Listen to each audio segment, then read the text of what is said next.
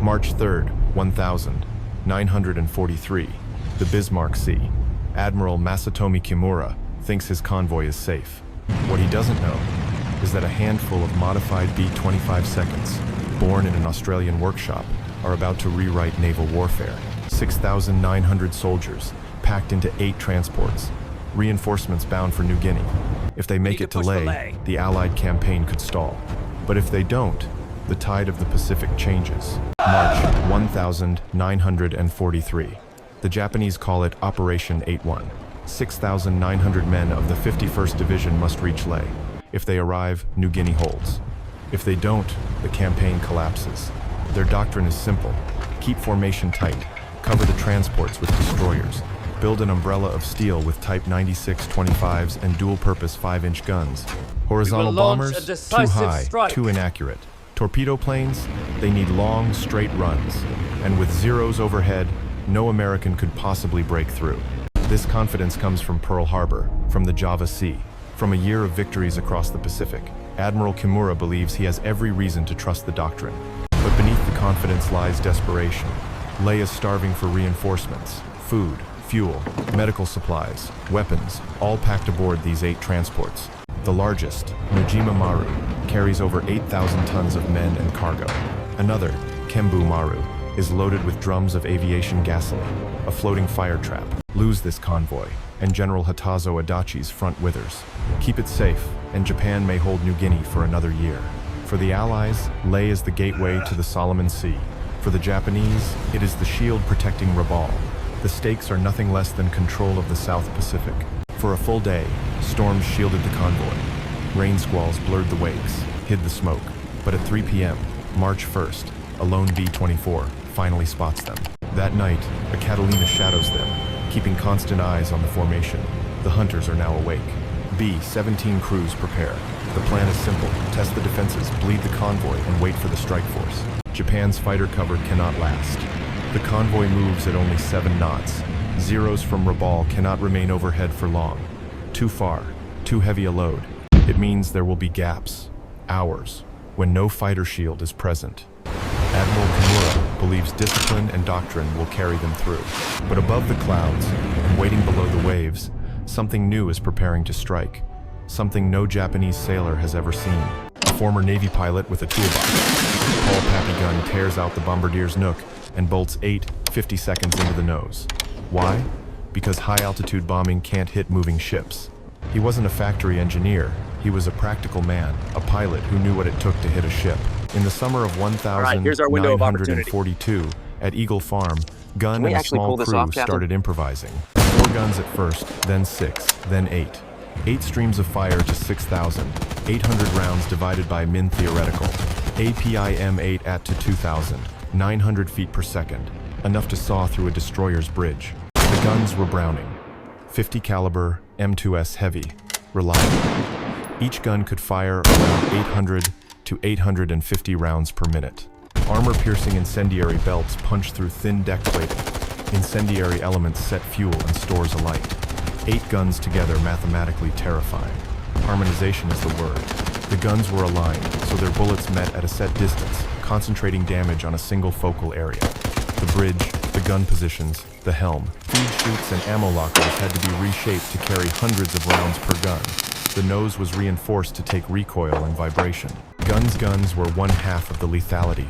The other was skip bombing, a brutal, terrifying skill. Pilots learned to fly at wave-top height, straight and steady, and drop 500-pound bombs that would skip once, twice, and slam into the hull. Delay fuses, typically 4 to 6 seconds, let the bomb penetrate before it detonated. Low-level hit rate tilde, 35% versus medium divided by high to 7.5% skip bomb, plus strafing, radically increased effectiveness. Compared to high-altitude bombing, the math changed. Low altitude meant precision. Strafing cleared the deck. Together, skip bombing took the hull. Together, they turned a medium bomber into a ship killer. But it wasn't just bolting guns to the nose. Weight distribution, center of gravity, feed reliability. These were field engineering problems. Too much weight forward changed trim, too little reinforcement, and the nose would crack under recoil. Guns crews experimented with bracing, ammo placement, and selective firing switches, so pilots could fire groups of guns or all 8 together. Crews learned to burst in short, controlled pulses 6 to 10 seconds to avoid overheating barrels and to conserve precious rounds for the moment of maximum effect. The psychological shock of that muzzle flash, the sudden roar and tracer pillars. Many survivors would later describe it as a living saw cutting through steel. The tactical idea was simple and brutally effective. Make the enemy look up, then hit them from below. 17 seconds at high altitude drew the anti-aircraft fire and attention. Bowfighters from the RAAF, with 20mm cannon, went in low to suppress deck guns, and the B-25 Strafers' 8 nose guns blazing finished the job and set up the skip bombers for the kill. Other assets: Catalina divided by PBY for spotting, a 20 Boston to suppress shore, AAPT boats for nighttime mopping up. Allied intelligence and spotting Catalinas and coast watchers gave the strike force windows of opportunity. PT boats prowled at night for survivors or stragglers. From the ground, A-22s hammered Lay's defensive positions to keep shore batteries pinched. It was a combined arms choreography executed in the air and on the sea. It was dangerous work to fly and dangerous work to keep the airplanes flying. The 8-gun nose required constant maintenance in tropical humidity. Ammunition feeds jammed if salt or grit got in. Barrels needed replacement after missions. Vibration cracked mounts. Crew chiefs worked through the night to keep the Strafer ready for dawn. And for the men who flew them, the Strafer became an identity. They painted shark mouths, they named their birds, and they learned the tradecraft of flying low, steady, and brutal. They also learned the cost. Crews suffered high attrition when hit during wave-top runs. The weapon was effective, and it demanded courage. A field mod from a Brisbane workshop did what Doctrine said was impossible. It turned a medium bomber into a ship's worst nightmare. And on March 3rd, 1943, that nightmare would be realized. Day 1, March 2nd. The weather lifts. American B-17 seconds find the convoy.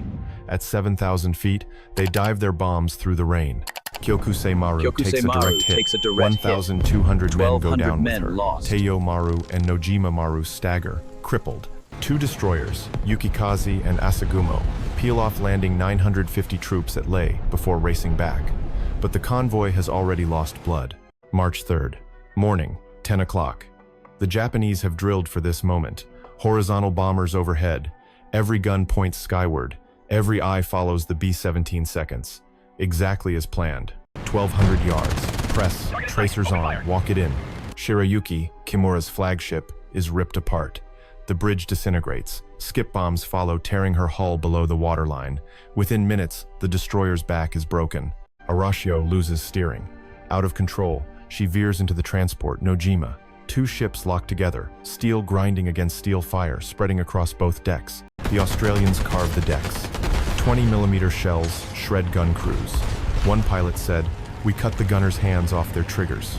The rhythm is brutal. Guns to clear, bombs to finish. Oigawa Maru, Taimei Maru, Teiyo Maru, each takes hit after hit. The convoy unravels. Asagumo, returning from Leh, slows to rescue men from the water. Then shadows appear. 2 B-25 seconds sweep in. Her compassion becomes a target. Skip bombs tear open her hull. Fires rage across rescue stations. March 3rd turns to night. PT-143 and PT-150 find the drifting Oigawa Maru torpedoes finish her. Flames mark her grave. Morning of March 4th. B-17 seconds return. Asashio, crippled and trying to save men, is struck from the sky. She goes under with hundreds aboard. By dawn on March 4th, the convoy is gone. 8 transports sunk. 4 destroyers lost. Nearly 6,000 troops drowned. For Japan, the Bismarck Sea is not just a defeat. It is a revelation. The seas they once ruled can no longer be crossed in daylight. The numbers were staggering. 8 transports gone, 4 destroyers gone, nearly 3,000 men dead. Only 1,200 reached Leh. For the Allies, 4 combat losses, 13 killed. The math of modern war was one-sided. Early GHQ press releases inflated the tally: 22 ships, 15,000 men. The truth, revealed after the war, was smaller but no less decisive. 16 ships present, 8 transports, and 4 destroyers destroyed. To Japanese sailors, the B-25's 8 eyes became a nightmare.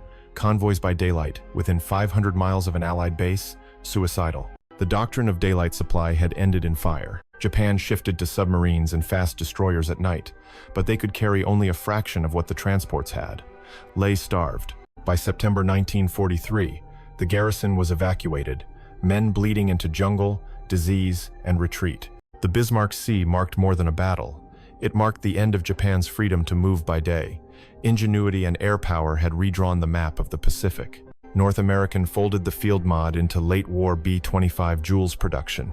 Some airframes carried up to 18 forward firing, 50 seconds, 8 in the nose, more in cheek packs and fuselage pods.